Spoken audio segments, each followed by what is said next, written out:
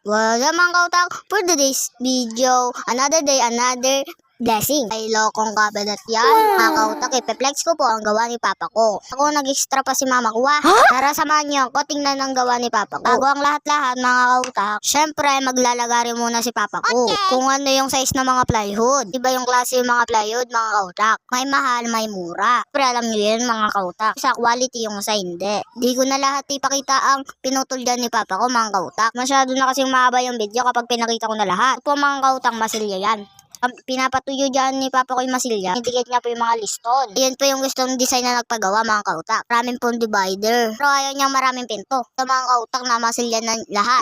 Pag pinapatuyo ang masilya, mga kautak, nagawa niya po yung handle ng drawing. Gumagana yung oras. Pagkatapos gawin yan, mga kautak, siyempre gagamitin niya na ng primer. Mabaksik po yung amoy nito, mga kautak. Tandaan niyo po, mga kautak, kapag wala nang amoy yung primer, kaya pong silbi yung pintura. Gamit po kasi dyan ni Papa ay Boysen. Kahit out Boysen, baka naman. Matapang ang amoy ng primer. Dito naman, mga kautak, pinupinturahan ni Papa ko. Kung gusto nilang pintura. Pinturang puti po, Davies po yung gamit ni Papa ko. Ito, Davies, baka naman. Ayun naman, mga kautak, nakita nyo na yung magkaiba. Yung primer at pintura. May pintura na po, makintab na po yung gabinet. Kasi po, iba po yung primer sa pintura. Silya po muna, tapos po primer. At doon na po pipinturahan. Kaya po yung final itsura ng puti, mga kautak.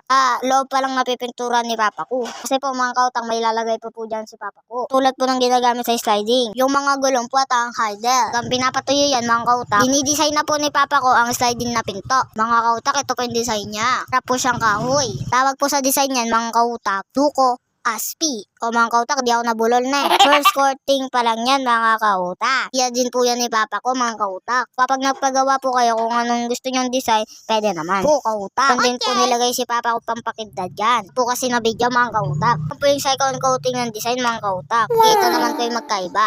Light, ngayon dark na. Pre po, magkabilang pinto yan. Kailangan po para sa kulay. Kautak, may handle po yung pinto na yan. Ito nalagay ni Papa ko. Kautak, magustuhan nyo pa ba design ni Papa ko?